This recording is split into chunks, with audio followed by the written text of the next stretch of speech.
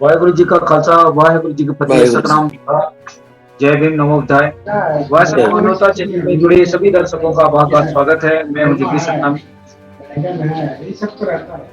आज हम खास मेहमानों के साथ जुड़े हुए हैं। हमारे साथ जुड़े हुए हैं पूर्व आईपीएस अधिकारी ब्रिजेंद्र सिंह साहब अमेरिका से। हमारे साथ जमशेदपुर टाटा से हमारी सिस्टर जुड़े हुए हैं ममता खरे जी। और हमारे साथ मेघराज जी जो हमारे चैनल के सीईओ हैं, वो भी जुड़े हुए हैं हमारे साथ में। आज के इस कार्यक्रम को हम शुरुआत करने से पहले कल पूरे भारत में अपितु पूरे विश्व में राखी का पवित्र एक त्योहार माना जाता है भारत में, जो भाई बहनों के लिए एक पवित्र रिश्ता के रूप में है। और बहनें जो है अपने भाइयों की इस त्योहार को लेकर बेसब्री से इंतजार रहता है और बहुत सारी तैयारी करने के बाद में या तो बहन को अपने घर ले जाते हैं या बहनों के घर जाते हैं और इसकी तैयारी करके एक रक्षा सूत्र बहन जो है अपने भाई की कलाई में बांधकर उनकी मंगल कामना की और उनके उज्जवल भविष्य की दुआएं मांगती हैं और उनसे आशीर्वाद देती हैं। इस परंपरा की शुरुआत कब से शुरू हुई, इसकी ऐतिहासिक जानकारी मैं आज गूगल से सर्च कर रहा था, लेकिन कोई ऐतिहासिक कंफर्म जानकारी तो नहीं है। लेकिन बहुत लंबे समय से कुछ लोग कहते हैं कि 6000 साल से इसकी परंपरा शुरू हुई। कुछ लोग कहते हैं महाभारत से शुरू हुई। कुछ लोग कहते हैं कि हुमायूं ने कर्णावती को अपना बहन मान करके उन्हें रक्षा सूत्र बांधा था, तब से इसकी शुरुआत हुई। बहरहाल हम इसकी ऐतिहासिक बातों को ना जाकर कल हमारे भारतवर्ष में बहुत ही हर्षोल्लास के साथ में रक्षाबंधन का ये त्योहार मनाया गया। इसी संदर्भ में हम विद्वानों से, बुद्धिजीवियों से चर्चा करने के लिए आज हम जुड़े हुए हैं। हमारे साथ ब्रिजेंद्र सिंह साहब जुड़े हुए हैं। मैं पहला सवाल लेकर उनके पास जाना चाहूंगा कि ये जो रक्षाबंधन का रक्षा सूत्र बांधने का जो एक बृहद पैमाना जो भारत देश के अंदर में शुरू किया गया है, इसको किस ढंग से देखते हैं और हमारे देखने सुनने वालों को अपने विचार के माध्यम से इस रक्षा सूत्र के संबंध में जानकारी देंगे ब्रिजेंद्र सिंह साहब। जी बहुत बहुत धन्यवाद जगदीश जी। बड़ा इम्पोर्टेंट, आपने बड़ा अच्छा विषय रखा है और बड़ा महत्वपूर्ण त्योहार है। ये ऐसा त्योहार है जिसको कि बहनें इंतजार करती हैं साल भर के ये त्योहार आएगा। और हमारे देश में खास तौर से बहन भाई का जो रिश्ता है वो एक रिन्यू होता है इस त्योहार से। तो ऐसा नहीं है कि दुनिया में बहन भाइयों का प्यार नहीं होता, सब जगह प्यार होता है, लेकिन हमारे यहाँ इसको एक जोड़ दिया गया है धर्म से। मगर ये दुर्भाग्य ये है कि वो जो धर्म है वो ऐसा धर्म है जिसकी सांसों में जातिवाद है, तो उसके त्योहार में भी जातिवाद है। कैसे? 4 त्योहार हिंदू में माने जाते हैं, आप जानते हैं, दशहरा, दिवाली, होली और रक्षाबंधन। तो सबकी ये त्योहार जातियों के नाम पर हैं। ये जो रक्षाबंधन है ये ब्राह्मणों का त्योहार माना जाता है, वैश्यों का त्योहार माना जाता है, व्यापारियों का त्योहार माना जाता है। दिवाली जुआ हुआ खेलते हैं वो उस दिनों काफी भाग्य आजमाते हैं अपना, लक्ष्मी जी की पूजा करते हैं। तीसरा रक्षाबंधन है, रावण को मारते हैं, तलवार वलवार भाजते हैं लोग। और ये चौथा एक होली का जो त्योहार है जिसमें कि शूद्रों का त्योहार माना जाता है उसे। उसमें शराब पी करके लेटना नाली में, गालियां बकना, गंदी कीचड़ उछालना और अश्लील हरकतें आपको उसमें सब में आपको मथुरा जैसे इलाके में मिल जाएंगे जहाँ भगवान कृष्ण का अवतार माना जाता है। उसको भगवान कृष्ण के अवतार से भी जोड़ दिया जाता है। तो ये जो भारतवर्ष के समाज में हवाओं में जातिवाद है, भगवान की भी जात होती है, त्योहार की जात होती है, देवी देवताओं की जात है, और सबसे बड़ा बात है कि जानवरों की भी जात है। जैसे स्त्री शूद्र कहते हैं ऐसे ही गौ और ब्राह्मण कहते हैं। गाय और ब्राह्मण, मतलब गाय जो है ब्राह्मण के बराबर है। अगर शूद्र 1000 मर गए कोई फर्क नहीं है, लेकिन अगर एक गाय मरी तो दंगा हो जाएगा क्योंकि ब्राह्मण मर गया है, तो मतलब इक्वल टू ब्राह्मण है। तो ये परंपराएं जो हैं, ये त्योहार तो बड़ा पवित्र है। लेकिन दुर्भाग्य है कि ये जातिवाद से जोड़ दिया गया है। तो अगर हम ये तो नहीं कह सकते इसको नहीं मनाया जाए, लेकिन हमको जागृत होना चाहिए और जातिवादियों से थोड़ा सा अपने को अगर समाज में चेंज करना है, परिवर्तन करना है, तो इसको उसको समझना चाहिए। ये कब शुरू हुआ है इसको तो छोड़िए, लेकिन ये खास बात एक है कि जब वो त्योहार, जब ब्राह्मण बांधता है धागे को, तो वो एक मंत्र पढ़ता है, और वो मंत्र है, ऐसा मंत्र है जो कि अशिक्षित आदमी भी गौर से सुने तो समझ सकता है उसे। वो मंत्र है, येन बद्धो दानवेंद्रो दानेन्द्रो, दानवों के राजा को जैसे मैंने बांधा था, येन बद्धो दानेन्द्रो बलि राजा महाबली, महाबली बलि राजा को दानवों के महाबली बलि राजा को जिस तरह मैंने बांधा था, तेन त्वामी प्रत बंधावी, इस तरह तुमको भी बांधता हूं धागा। और रक्षे मानचा माचल माचल माचल माचल, 3 बार माचल के आपकी रक्षा के लिए बांध रहे। तो ये रक्षा तो वही देखो, जो समाज असुरक्षित हो, जहां बहन बेटियां भी सुरक्षित ना हो, झोपड़ियां सुरक्षित ना हो, गरीब आदमी की इज्जत सुरक्षित ना हो, जहां अपने पैसे से खर्च करके एक मोटरसाइकिल लाता हो या चारपाई लाता हो, उस पर भी बैठने की इजाजत ना हो, है ना। तो ऐसे समाज में सुरक्षा तो खैर बहुत ही जरूरी है, और खासतौर से नौजवानों के लिए जिनको की रोजगार की भी सुरक्षा ना हो, है। शिक्षा जो बुनियादी अधिकार है, जिससे कि विवेक जागृत होता है, उसकी भी किसी को फिक्र ना हो। तो ये सुरक्षा तो खैर बहुत जरूरी है, और सुरक्षा के बारे में सचेत होना चाहिए। लेकिन ये जो जातिवाद से इसको जोड़ दिया गया है, और ये एक जाति विशेष का त्योहार घोषित किया गया है, ऐसे जैसे होली को शूद्रों का त्योहार घोषित किया गया है ना। अगर होली में अगर कोई शूद्र नाली में पड़ा हो शराब पी करके, कोई अनयूजुअल बात नहीं मानी जाती वो माना जाता है कि ये तो त्योहार मना रहा है अपना। तो इसलिए ये समाज को अगर जागृत करना है, तो ये जातिवादी परंपराओं से तो उसे मुक्त करना होगा। अब प्रश्न ये उठता है कि मेरे आपको तो छोड़ दीजिए, अपने घर में अपनी माँ बहन से या पत्नी से भी कहूं, तो वो जल्दी तो ये मानेगी नहीं, क्योंकि भाई बहन का प्यार होता है ना। ये तो इतना आसान नहीं है उनके लिए मानना। लेकिन अगर ये बताया जाए कि इसके पीछे षड्यंत्र क्या है, तो शायद उनके दिमाग पे बिजली का करंट हल्का सा दौड़ेगा, है ना। तो हम ये तो नहीं कहेंगे त्योहार मत मनाइए लेकिन हम ये कहेंगे कि जातिवाद से लड़ना है, ये आसान काम नहीं है। सबसे पहले अपनी बहनों को, बेटियों को जगाना होगा, और इस त्योहार को ये मानना होगा कि ये हमारी बहन भाइयों का त्योहार अगर है, तो सबसे पहले उन्हीं को जागृत करना है टॉप प्रायोरिटी पे, और जागृत करके उनको ये बताना है कि ये जो लास्ट हो रहे हो आप जातिवाद की, ब्राह्मणवाद की, ये आप खुशी खुशी इसलिए ढो रहे हो कि इस सड़ी हुई लाश को, क्योंकि आपको पढ़ने लिखने नहीं दिया, आपके विवेक को खत्म कर दिया, गलत परंपराएं आप लोगों के अंदर पैदा कर दी, आज आप उसको खुशी खुशी ढो रहे हो। और जब भी कभी किसी मुसलमानों से लड़ाया जाता है, तो सबसे पहले आप सबसे बड़े हिंदू होते हो। जब आप शिक्षा की मांग करते हो, तो कोई आपकी तरफ देखता भी नहीं है, लोग मुस्कुरा हंस जाते हैं कि साले ये तो जानवर है, इनको क्या शिक्षा दी जाए। तो nobody bothers for your education, nobody bothers for your health. तो जो बुनियादी हमारी आवश्यकता है, उसके प्रति हमारे नौजवानों को, हमारी बहनों को, बेटियों को जागृत करना, इस त्योहार से ये प्रेरणा लेनी चाहिए। और किस तरह से इसको जातिवाद से न जोड़ा जाए, इसमें सावधान भी रहना चाहिए। धन्यवाद जी। बहुत शुक्रिया विजय सिंह साहब। मैं हमारे साथ ममता जी, हेलो ममता।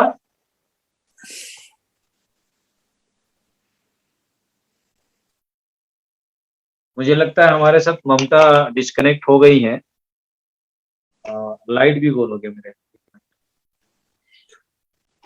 मैं सोच रहा था आज भाटिया जी भी होंगे, लेकिन हाँ नहीं, भाटिया साहब आने वाले थे सर, लेकिन बट वो आ ही रहे होंगे, थोड़ी देर में हो सकता है। ममता जी जुड़े से पहले हम चर्चा करना चाहेंगे कि जिस ढंग से भारत में आज बेटियों के साथ, महिलाओं के साथ, जिस ढंग से, जिस तेजी के साथ में जो घटनाएं घट रही है आए दिन, वो असुरक्षित हैं। तो इस संदर्भ में हमारे साथ अभी श्यामा कुर्रे जी जुड़ रही हैं, उनका भी हम बहुत बहुत स्वागत करते हैं। श्यामा जी, हमें सुन पा रही हैं? हाँ सर, जय हेलो, सतनाम। सुन सतनाम रही हूँ सतनाम सर। जी। सतनाम तो साहिब जी। हम आपके पास सवाल को लेकर जाना चाहेंगे कि अभी हम्म, जो कल हम लोगों ने पूरे भारत में भाई बहनों का जो पवित्र रक्षाबंधन है इसको सेलिब्रेट किया है। तो हम्म, इस संदर्भ में आज हम लोग चर्चा कर रहे हैं और आपसे ये जानना चाहते हैं कि जिस ढंग से भारत में हमारी बेटियां, हमारी बहनें सुरक्षित नहीं है, तो क्या रक्षा सूत्र बांध करके भारत के जो लोग इतने बड़े पैमाने पर जो संकल्प लेते हैं, उसको आप किस दृष्टि से देखती हैं? श्यामा कुर्रे जी, डॉक्टर श्यामा कुर्रे जी। सर मैं इसके बारे में बहुत ज्यादा इतिहास तो नहीं जानती, हम्म, रक्षाबंधन के बारे में, और जानना भी नहीं चाहती, क्योंकि थोड़ा इसमें विवादित भी बोलते हैं, कई प्रकार का है कहा जाए तो। और रक्षाबंधन एक डोर है, डोर को अगर जो मान रहे हैं उसके लिए पवित्र है, अगर नहीं मानते तो डोर है नहीं। अब जी ये हमारे रक्षा करे ऐसा तो नहीं है। अब रक्षा धागा के अनुसार से नहीं हो रहा है, आत्मविश्वास जो है ना वो रक्षा करता है। इंसान अपना आत्मविश्वास जिसमें भी बना के चल रहा है वो अपना एक प्रकार से कहा जाए तो रक्षक मान रहा है उसको। अब हम सोचते हैं जैसे महिलाएं उपवास रहती हैं, कहा जाए तो तीजा हो गया, और तीजा इतना सारा वो देखा जाए तो उसमें उसी दिन दुर्घटनाएं होती हैं बहुत जने का। तो क्या उनका जो उपवास रहना है वो साकार नहीं हुआ? और उसमें उतना ताकत नहीं है शंकर को मनाने के लिए। ये एक प्रकार से क्या है, हमारा मन है, हम जिसको सोचते हैं कि हाँ इसमें हम निगेटिव पॉजिटिव वाला कहा जाए तो हम पॉजिटिव सोचते हैं तो वो हमारा रक्षक ही है। और सबसे बड़ी बात तो भाई बहन का रक्षक इसलिए माना जाता है क्योंकि हम साथ पढ़ने जाते हैं, साथ खेलना कूदना, घर में रहना, घर का काम, माँ बाप का सहायता करना, सब हमारा साथ ही होता है। अभी तक मैं जाती हूँ तो जो मेरा बाद वाला भाई है, मेरे ही बाद वाला, तो उसके साथ में जहाँ पाती हूँ वहाँ चली जाती हूँ, क्योंकि मेरे यहाँ तो फोर्स वाले हैं। अब उस आ नहीं सकते हर फंक्शन में, मैं ही जाती हूँ। तो मैं क्या है, भाइयों का जो सहारा लेके जाती हूँ, मेरे को उम्मीद रहता है कि हाँ मैं भाई के साथ गई हूँ। और किसी दूसरे के साथ जाने से थोड़ा सा मन कतराता है कि हाँ, तो भाई सबसे अच्छा हथियार है कहा जाए तो एक अपना उसका सपोर्टिंग का, जो हमें सबसे ज्यादा बल मिलता है भाइयों से। तो ये आत्मविश्वास है। और मैं नहीं मानती कि किसी डोर से, किसी कहा जाए तो पवित्र धागा हो या जो भी हो वो हमारा रक्षा करेगा। वो हमारा मन का है, मन की बात है, मन का आत्मविश्वास है, उसके द्वारा हम चलते हैं। अब मेरे अनुसार से तो यही लगता है मेरे को कि जी जी जी आत्मविश्वास ही है सबसे बड़ी ताकत। जी, बहुत और शुक्रिया। बेटियों की रक्षा के बारे में, जैसे अत्याचार के बारे में है, तो बेटियों के अत्याचार तो बहुत दिल को दुखी करने वाला होता है, और सोचने से रात भर नींद नहीं आती, ऐसा है। अगर हम किसी बेटी के ऊपर जो अत्याचार होता है उसको सोचते हैं तो हमें रात भर नींद नहीं आएगी, ऐसा है। लेकिन क्या करें, एक जो सरकार का नियम कानून बना रहता है उसके खिलाफ इंसान जा नहीं सकता। और इतने लोग ऐसे हैं जो शराब के द्वारा ज्यादा होता है। शराब एक ऐसा चीज है जो घर के लोगों को भी दुखी करता है, और इंसान जो पीता है उसका होश हवास भी सब उड़ा देता है, ऐसा है। और एक चीज कहा जाए तो जितना अत्याचार होता है वो बेहोशी की हालत में और ये शराब वगैरह की हालत में ही होता है। जो इंसान संस्कारित रहेगा, संस्कारवान रहेगा, घर परिवार अच्छा रहेगा, वो कभी ऐसा गलत कार्य नहीं करेगा। और बहुत सारी चीज है गलत कार्य करने का, तो उसमें अब हम ज्यादा दूर तक तो मैं नहीं जाना चाहती, लेकिन बहुत दुख की बात है। और हम धागा के ऊपर विश्वास करते हैं, तो धागा के ऊपर विश्वास नहीं करके हमें अटल विश्वास अपना जो आत्मा बल है वो देता है। निगेटिव जी नहीं सोचना है, पॉजिटिव सोचना है, ऐसा है। मैं अपना ऐसे ही मानती हूँ, मेरा विचार है। जी, बहुत शुक्रिया। हम आपके पास फिर से लौटेंगे डॉक्टर श्यामा हाँ, कुर्रे जी। हमारा आज का डिबेट करने का मकसद ये नहीं है कि हम इस पवित्र रक्षाबंधन को हम विवादों पे लाएं, लेकिन लोगों को जागरूक करना और इसके बारे में ऐतिहासिक जानकारी को जानना भी बहुत जरूरी है, क्योंकि जिस ढंग से आज भारतवर्ष में हमारे बेटियां सुरक्षित नहीं है। देखिए अभी देखेंगे कोई अभी हाल ही में एक 9 साल की बेटी जो एक अनुसूचित जाति की थी दिल्ली में, उसके साथ में किस ढंग से क्रूर घटना की गई और उसको जिंदा जला के मार दिया गया, आप सबको पता है। और उत्तर प्रदेश में अपितु क्या पूरे भारत के कोने-कोने में बड़ी-बड़ी घटनाएँ घट रही है। तो क्या लोगों के ज़हन में ऐसी जो बृहद पैमाने पे जो संकल्प लिया जाता है कि हम बहनों की सुरक्षा करेंगे, तो इसका मतलब ये है कि ऐसी इतनी बड़ी त्योहार को पूरे भारत के लोग जो है जनमानस में सुरक्षा का संकल्प लिया जाता है, बहनों की सुरक्षा का, बेटियों का सुरक्षा का। तो इसको लेकर लोगों के अंदर में ऐसी विकृत भावना कैसे आ जाती है और ऐसे बड़े-बड़े कारनामे और घटना कर लेते हैं। मैं बृजेंद्र सिंह जी के पास फिर से जाना चाहूँगा कि बृजेंद्र सिंह जी एक पुलिस विभाग के एक बहुत बड़े अधिकारी रहे हैं और कानून और लॉ एंड ऑर्डर को वो बहुत अच्छी तरीके से जानते हैं। तो इस संदर्भ में मैं उनसे तार्किक रूप से ये जानना चाहूँगा कि ऐसे संकल्प लेने के बावजूद भी भारत में जब ऐसी सुरक्षा का संकल्प लिया जाता है कि हम बेटियों की सुरक्षा करेंगे रक्षा बांध करके, तो क्या उनके अंदर में सिर्फ अपनी बहनों को लेकर है या दूजे के बहनों को, बेटियों को ऊपर में ऐसी घटनाएँ लगातार घट रही है, जो लगातार इजाफा हो रही है, इसको किस दृष्टि से मांगते हैं बृजेंद्र सिंह साहब? देखिए जगदीश जी, मुझे बड़ी खुशी हुई श्यामा सिस्टर ने एक आत्मविश्वास की बात कही और ये सही बात है कि जिस समाज के अंदर आत्मविश्वास पैदा हो जाता है वो उसको कोई दबा नहीं सकता जल्दी चीजों को। तो आपने जो कहा ये विकृतियां क्यों हो गई, क्यों हैं? आप जानते हैं कि यूरोप में महिलाएं, मैं देखता हूं यहाँ कोई आदमी औरत में कोई फर्क नहीं है। तो कभी कभी मैं जब उन्हें चलते अपनी खिड़की से देखता हूँ सुबह नेकर पहन करके, हाफ पैंट पहन करके, जैसे आदमी जा रहा है वैसे महिलाएं जा रही हैं और बिल्कुल फ्रैंक बराबर के रिश्ते हैं। तो मैं सोचता हूँ उनको देख करके कि ये समाज क्यों आगे बढ़ा इतना, ये समाज विश्व में नंबर 1 पर क्यों है? क्योंकि इन्होंने अपने बहन बेटियों को सम्मान देना सीखा। इनके यहाँ भी वही स्थिति थी। इनके यहाँ भी बहुत कुछ समय पहले तक की बात है कि यहाँ वोट तक डालने का अधिकार नहीं था, औरतों को जला दिया जाता था। लेकिन इन्होंने सबक लिया विज्ञान से, परिस्थितियों से। तो आज हम देखते हैं कि आज विश्व में ये लोग बहुत आगे हैं, साइंस में, टेक्नोलॉजी में, एजुकेशन में। आज जिस शिक्षा की हम बात करते रहते हैं, बाबा साहब ने कहा शिक्षित बनो, आज हम लोग शिक्षित बनो उसको एक तोते की तरह रटते तो रहते हैं, वो हम आगे नहीं बढ़ पाते। अपनी बहन बेटियों की हमारी सुरक्षा नहीं है। क्यों? कारण क्या है कि संस्कृति ने, तुलसीदास जी कह गए हैं, ढोल गमार शूद्र पशु नारी, ये सब ताड़न के अधिकारी। स्त्री के लिए कहे ढोल की तरफ पीटो, ऐसे पीटो तो पीटो, उसको एक सामान समझो। कन्यादान दिया जाता है जैसे सामान का दान दिया जाता है, उसको इंसान भी मत समझो। और जब किसी को आप इंसान नहीं समझेंगे, एक भोग की वस्तु समझेंगे, तो चाहे हमारा मीडिया हो, चाहे हमारा फिल्म हो, एक शरीर के प्रदर्शन की चीज उसे बना लेंगे, एक भोग की चीज बना लेंगे। तो वो जो मानसिकता है, वो जो विकृत मस्तिष्क हैं, उनकी मानसिकता के लिए हमारा पूरा समाज दोषी है, हमारा पूरा प्रचार तंत्र दोषी है, हमारा पूरा मीडिया और फिल्म दोषी है, और हमारी ये गलत परंपराएं दोषी हैं जो त्योहार तक को जातिवाद से जोड़ती हैं।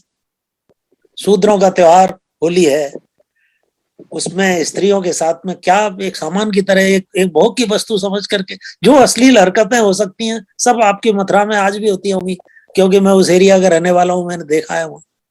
तो ये जो चीजें हैं, हमको अगर मानसिकता को बदलना होगा, और मानसिकता को बदलने के लिए संस्कृति को बदलना होगा, और ये इतना आसान काम नहीं है।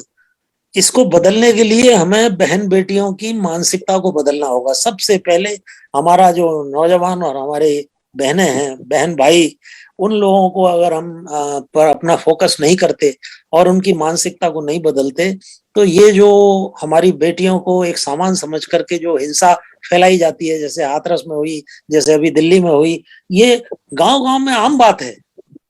ये बात दूसरी है, कहीं मीडिया ने ज्यादा नोटिस ले लिया हो, और गरीब की बेटी को तो गोश्त की बोटी मानते हैं वो।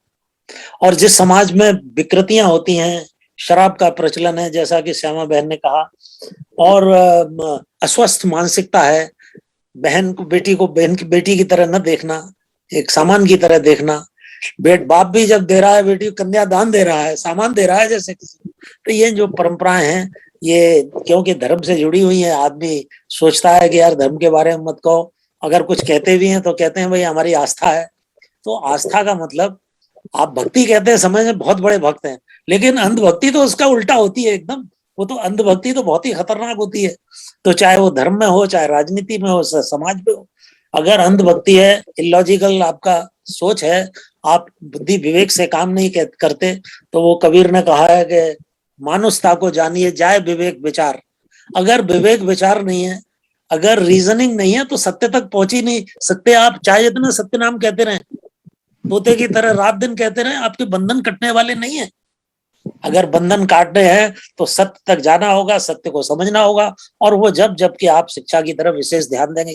दुर्भाग्य है कि भारतवर्ष में शूद्रों और अतिशूद्रों, जो करीब 90% है समाज के, तथाकथित हिंदू समाज के, तो उससे ज्यादा ही है, उनका पढ़ना लिखना बिल्कुल बंद करके रखा गया हमेशा से।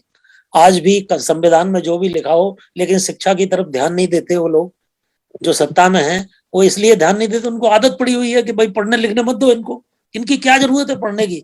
वो पहले स्कूल में मास्टर कहता था कि भाई तुझे रंदा चलाना है, तुझे कारपेंटर के बेटे से, तुझे मोची के बेटे से तुझे जूते काटने हैं, तुझे क्या करेगा पढ़ करके।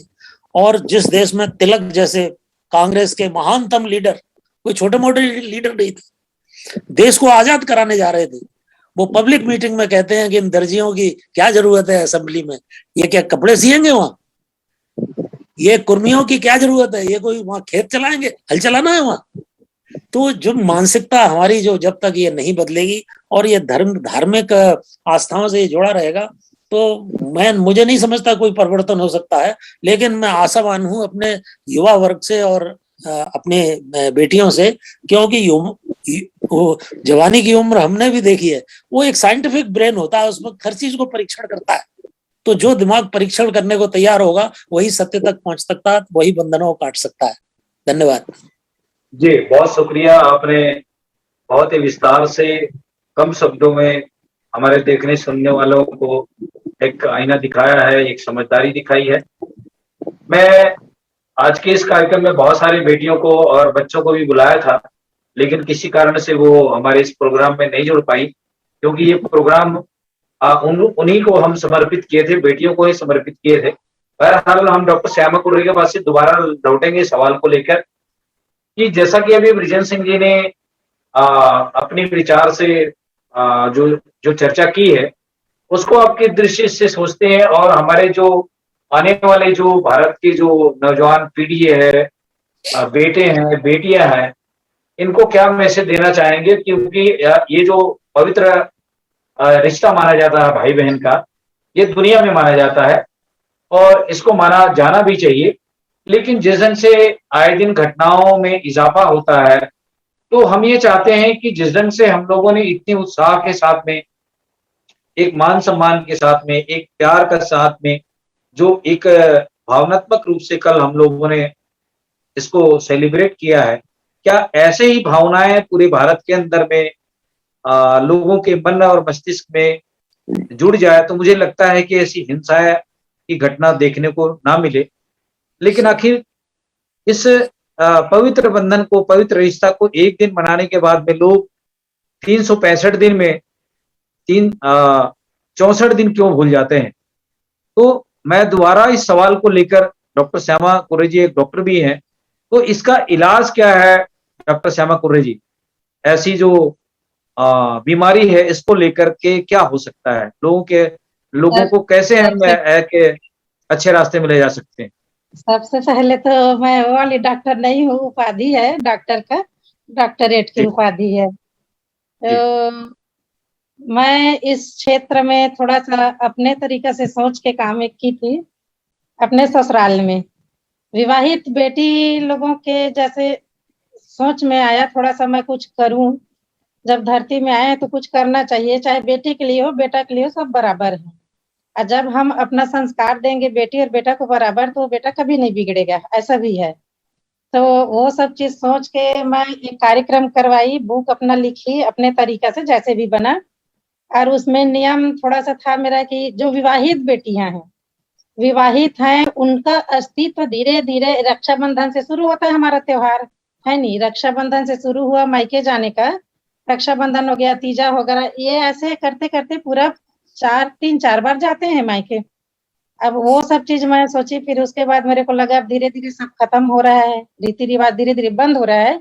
क्योंकि एक बेटी जब अपने सहेलियों के साथ खेली रहती है, पली बढ़ी रहती है, और वो ससुराल जाती है तो मर जाती है ससुराल में, लेकिन अपने सहेलियों से दोबारा नहीं मिल पाती, ऐसा हो जाता है कभी कभार। तो हम तरस जाते हैं अपने सहेलियों को देखने के लिए, तो वो मैं सोची और अपना एक कार्यक्रम करवाई, बेटी सम्मेलन ससुराल में। तो उसमें विवाहित बेटियों का स्वागत की, अपना मैं जितना बन पड़ा उतना खर्चा की, और उनका मान सम्मान भी करवाई अपने तरीका से, रात और दिन भर पूरा कार्यक्रम करवाई। तो बहुत इतना अच्छा लगा उस कार्यक्रम में, और मुझे लगा उसमें सभी बेटे सपोर्ट के आए, सपोर्ट के लिए आगे आए, और सबके सब अपने बहन को, दीदी को, जितना भी है, बुआ को, सबको प्रेम से, उतना ही प्रेम से सबके सब मान सम्मान किए। उस दिन मेरे को लगा अगर ऐसा कुछ कार्यक्रम हम बेटी और बेटा के बीच मिलाकर करते हैं तो कुछ तो अत्याचार कम हो सकता है। वो नया पॉइंट मिला मेरे को उस दिन। तो ऐसा लगा कि हाँ, साकार हुआ थोड़ा सा, जो मैं कार्यक्रम की वो साकार हुआ। उस दिन मेरे को लगा कि बेटियों का अत्याचार, ये एक ऐसा कार्यक्रम है जो रोक सकता है बेटियों के अत्याचार को, क्योंकि गांव से ज्यादा शुरू होता है अत्याचार, जो बोलते हैं वो गांव से ज्यादा शुरू होता है, क्योंकि गांव में अनपढ़ थोड़ा अलग तरीके के लोग रहते हैं। और मैं देखी भी हूँ, मैं गांव में रही हूँ और गांव से शहर में भी रही हूँ, अभी भी शहर में हूँ, लेकिन फिर भी मेरा रिश्ता नाता जो गांव में है वो अभी भी है। तो मुझे लगता है कि हम शहर में निकलते हैं सर, तो शहर में निकलने के बाद हमें गांव को भी देखना चाहिए सुधारने के लिए। जो गांव छोड़ के आता है शहर, वो गांव को भूल जाता है, ऐसा नहीं करना चाहिए। उसमें क्या है, हम दोनों जगह को सुधार सकते हैं। अत्याचार का जो नियम कानून बनता है, वो गांव के छोटे छोटे घर, जो गाय चराने जाते हैं, जो और कुछ, मोबाइल अभी सबसे ज्यादा बिगाड़ रहे हैं। मोबाइल, मोबाइल के द्वारा जो कुछ भी चीज देखते हैं बच्चे, सुनते देखते हैं, वो सब चीज क्या है, उसमें वो माइंड में अपना बसा लेते हैं, वो एक जरिया बन गया है। तो मुझे यही लगता है कि अत्याचार भी उसमें रुक सकता है, हम कहीं कहीं पे अपना छोटा छोटा कार्यक्रम बेटी और बेटा के लिए बराबर करें। और ये रक्षाबंधन का जो त्योहार है, अब रक्षाबंधन तो है ही, उसके लिए मैं कुछ लिखी हूँ, तो 2-4 लाइन इसमें थोड़ा सा ना लिख के देखी हूँ सर मैं। हाँ बिल्कुल बताएं। ये पवित्र त्योहार है, इसकी पवित्रता कभी भी दूर नहीं होगी, ना होने देंगे, क्योंकि भाई और बहन जैसे पवित्र धरती में कुछ रिश्ता है ही नहीं। इसलिए उस डोर का महत्व सबसे ऊपर है। जिस हाथ में, जिस कलाई में ये डोर बंध जाता है, उसके साथ कभी भी वो भाई कुछ गलत शब्द नहीं बोल सकता, न कुछ गलत करेगा। ऐसा भी इसका महत्व है। मैं थोड़ा सा इसके बारे में लिखी हूँ, भले ही लोग जैसे भी समझें, लेकिन है उसमें पवित्रता।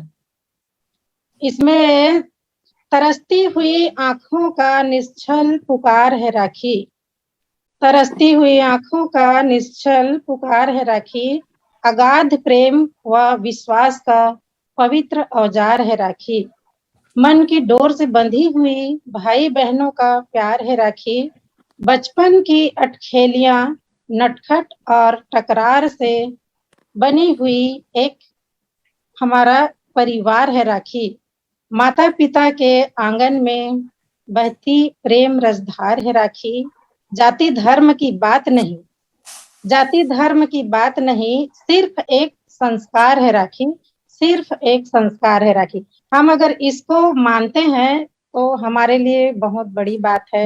रक्षाबंधन का एक डोर, छोटा सा डोर, बहुत पवित्र है, और नहीं मानने वाले के लिए तो अब कुछ कहा ही नहीं जा सकता सर, ऐसा है।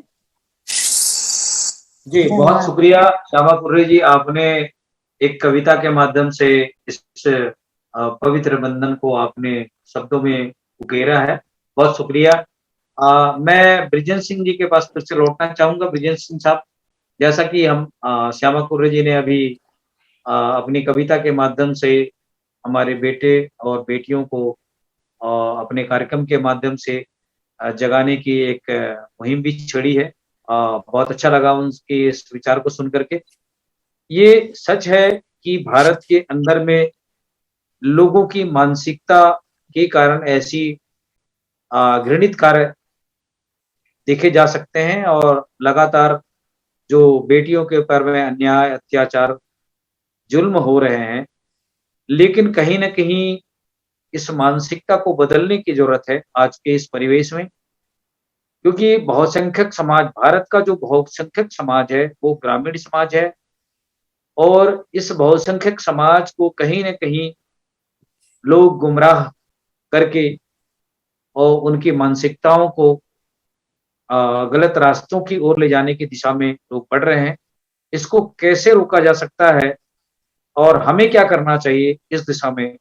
ब्रिजेश सिंह साहब, हमारे जो युवा पीढ़ी है, युवा बेटियां हैं, युवा जनरेशन है, आज भारत में मुझे लगता है कि 50% से ऊपर की आबादी यूथ जनरेशन है।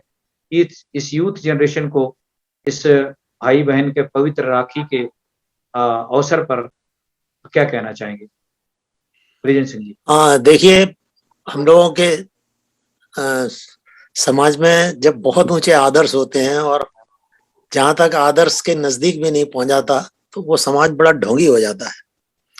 आपकी मनुस्मृति जहां एक तरफ ये घोषणा करती है कि देवता वहां रमते हैं जहां स्त्रियों की पूजा होती है, वहीं उसी मनुस्मृति के में स्त्री को कहीं भी स्वतंत्रता देने का प्रावधान नहीं है। बल्कि गोस्वामी तुलसीदास जी तो उस सीमा तक पहुंच गए जहां कहते हैं कि ढोल की तरह स्त्रियों को पीटना चाहिए।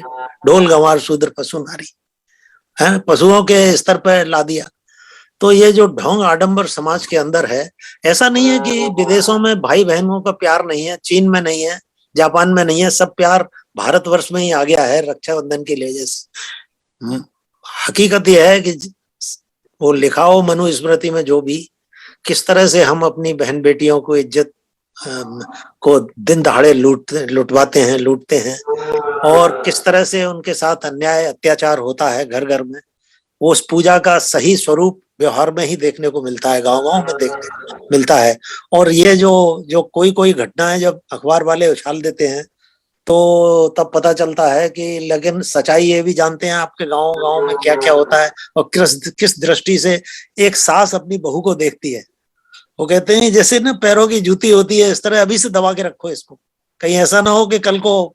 और तो ये जो एटीट्यूड है, ये सोच है, ये हमको बदलनी चाहिए। और ये त्योहार ऐसा है जो हमें, ये एक प्रेम का त्योहार है ये, और प्रेम जहां हो वहां बड़े बड़े बुराइयां खत्म हो सकती हैं। प्रेम से बढ़कर के कुछ भी जीवन में नहीं है। वो ढाई जो कबीर ने कहा है, ढाई आकर प्रेम का पढ़े सो पंडित होए। तो धर्म के नाम पर अगर हम मनुष्य के बीच में भेदभाव की दीवारें खड़ी करते हैं, नफरत फैलाते हैं, या अपनी महिलाओं के साथ अत्याचार को बढ़ाते हैं और कहते कुछ हैं करते कुछ हैं, तो ये एक धागे में इतनी ताकत नहीं होती। मनुष्य की ईमानदारी में, चरित्र में ताकत होती है जो कि वो न्याय दे सकता है। तो हमारी न्याय प्रियता के लिए, अगर सच्ची न्याय प्रियता हो तो हम अपनी लड़कियों को, अपने बच्चों की शिक्षा पर सर्वोच्च ध्यान दें, उनके संस्कारों पर ध्यान दें। और अगर कोई लड़का ऐसा, कोई किसी लड़की के साथ ऐसा हो सकता है तो धिक्कार तो उसके माँ बाप को है, जिस घर में ऐसी सोच बनी है उसकी। तो ये एक बड़ी क्रांतिकारी परिवर्तन की आवश्यकता है। और इसको ये मतलब एक बौद्धिक ईमानदारी की इसके लिए जरूरत है, शिक्षा की जरूरत है, अच्छे संस्कारों की जरूरत है, और इस त्योहार से ये सबक लिया जाना चाहिए।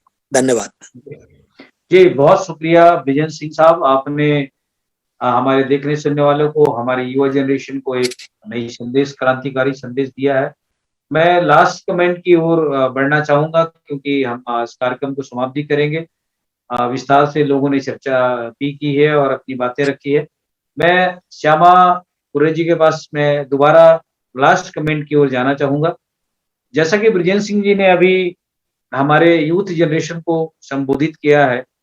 आखिरी में आप हमारे जो नई पीढ़ी है, जो एक बहुत बड़ी देश को, समाज को नई दिशा की ओर ले जा सकते हैं, ऐसे बेटे और बेटियों को जो एक संकल्प लिया गया राखी का रक्षा सूत्र बांध करके, ऐसे बेटों को ऐसे बेटियों को क्या संदेश देना चाहेंगे? बृजेंद्र सिंह जी ने जो कहा, उस संदर्भ में आप अपने विचारों को रखें। लास्ट कमेंट श्यामा कुर्रे जी।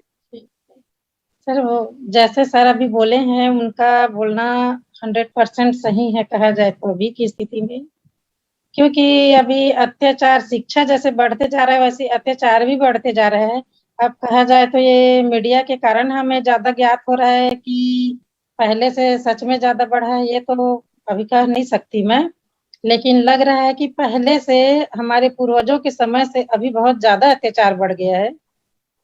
तो अब इस पर मैं वही कहूंगी सर कि जैसे अपने युवा पीढ़ी के बच्चे हैं, उनको अधिक से अधिक हम शिक्षित करें, और शिक्षा के साथ साथ उनको जो व्यवहार है वो भी पढ़ाया जाए, और जो हमारे शरीर में जो भी उतार चढ़ाव होते हैं बचपन से लेके युवा अवस्था तक, वो भी हमें शिक्षा के रूप में दिया जाना चाहिए स्कूल में, और स्कूल कॉलेज में खुल के हर बात बताना चाहिए। जैसे हम आज के माँ बाप हैं, तो आज के माँ बाप पहले के जमाने के जैसे नहीं है।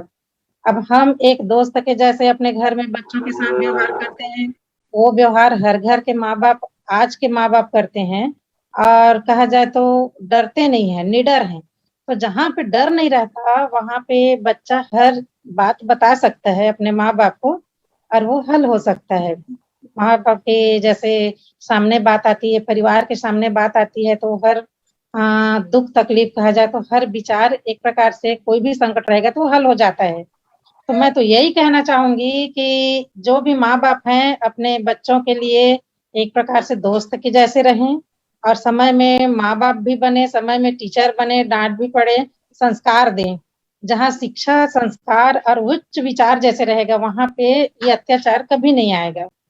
तो मैं तो यही कहूंगी, अब मुझे कहने का थोड़ा सा मौका मिल गया है इस मंच के माध्यम से, आपके इस चैनल के माध्यम से, तो मैं वही कहूंगी कि जितने भी बच्चे हैं वो सब संस्कारी बने, माता पिता के जो सपने हैं वो साकार करें, अच्छा कार्य करें, अच्छे गुणवान बने, अच्छे कहा जाए तो अपने बच्चों को संस्कार दें।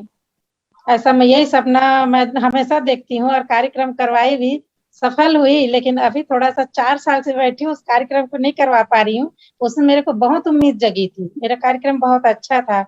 तो अब धीरे धीरे हो सके तो मेरा विचार पहुंच रहा है जहां तक, वहां अभी थोड़ा बहुत कोशिश कर रहे हैं, करेंगे इस कार्यक्रम को करके। लेकिन उसमें क्या है, बेटी और बेटा दोनों को एक ही रास्ता है जो बांधने का, वो शिक्षा। शिक्षा के डोर जी से बंधे, रक्षाबंधन से भी बंधे, जो भी है, लेकिन शिक्षा बहुत महत्वपूर्ण चीज है जो हमारे जीवन को सुधारता है। जी, बहुत शुक्रिया श्यामा कुर्रे जी, आपने सारगर्भित शब्दों में हमारे सुनने वालों को, हमारे देखने वालों को इस चैनल के माध्यम से आज के इस महत्वपूर्ण डिबेट में अपने विचार रखे।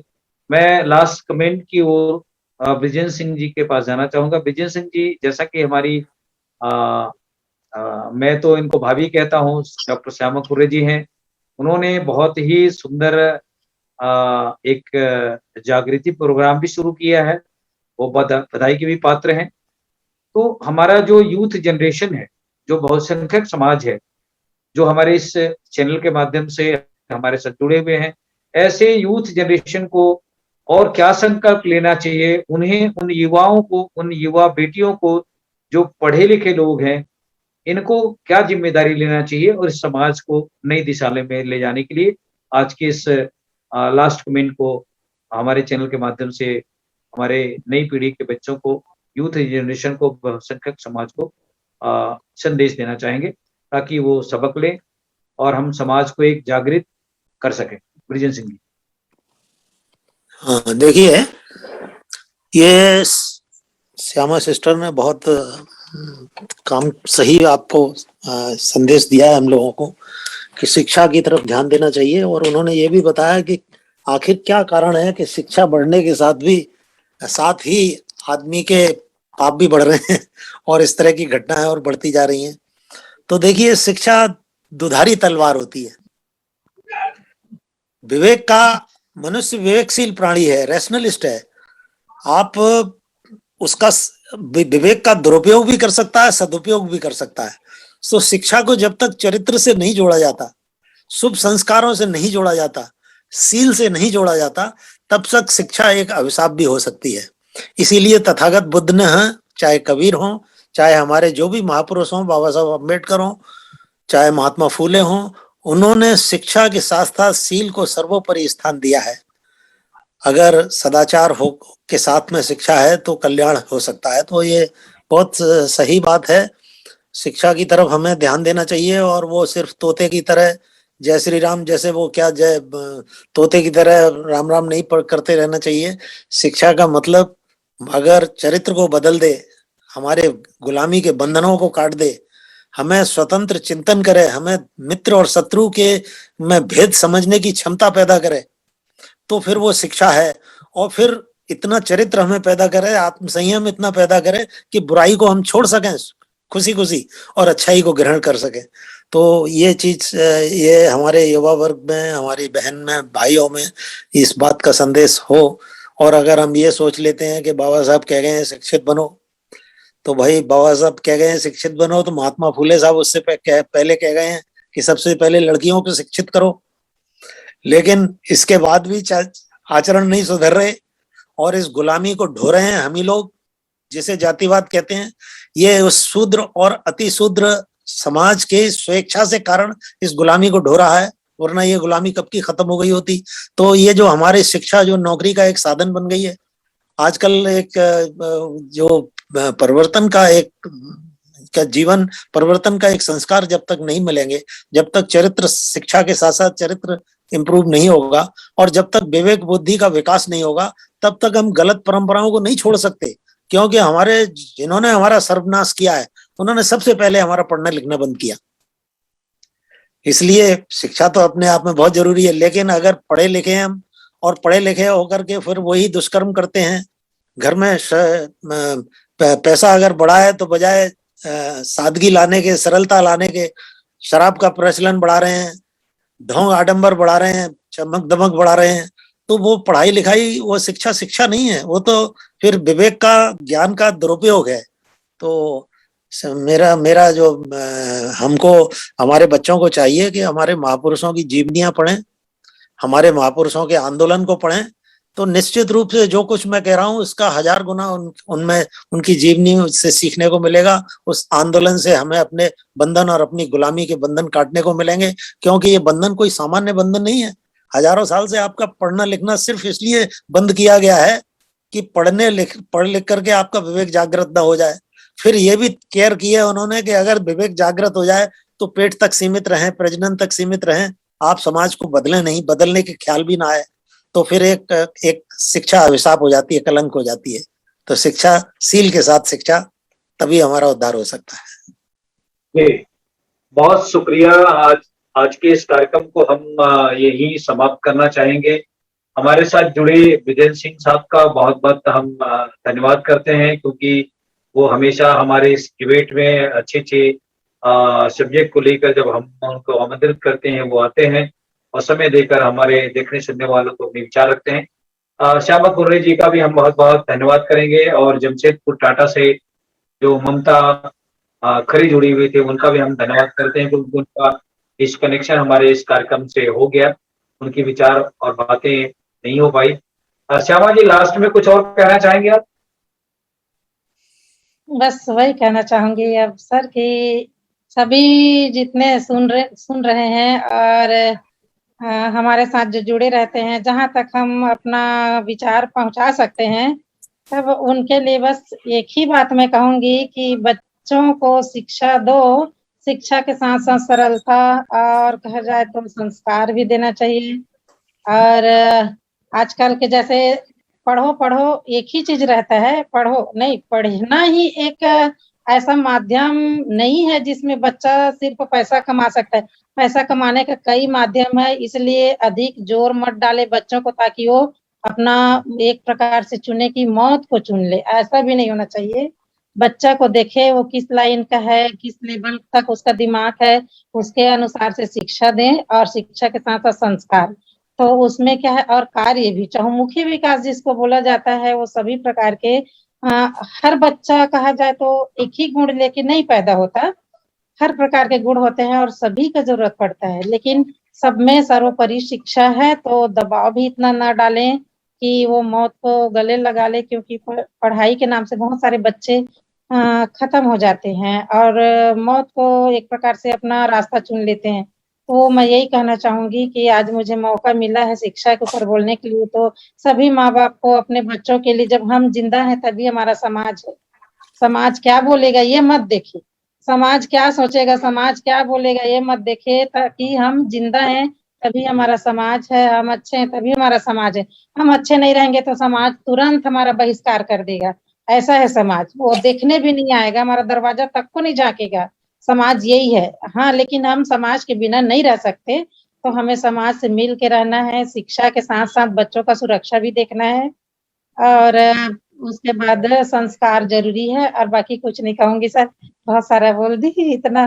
जी बहुत शुक्रिया डॉक्टर श्यामा पुरे जी। मेरे यहाँ लाइट भी गोल हो गया है, मैं इस कार्यक्रम को यहीं समाप्त करना चाहता हूँ। आप सभी का बहुत बहुत धन्यवाद।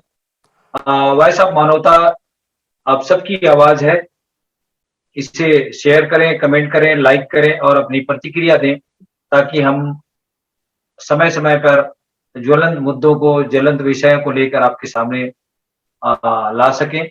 आज के इस कार्यक्रम को यहीं समाप्त करना चाहेंगे। जय जोहार, जय सतनाम, वाहेगुरु जी का खालसा, वाहेगुरु जी के फतेह, जय भीम।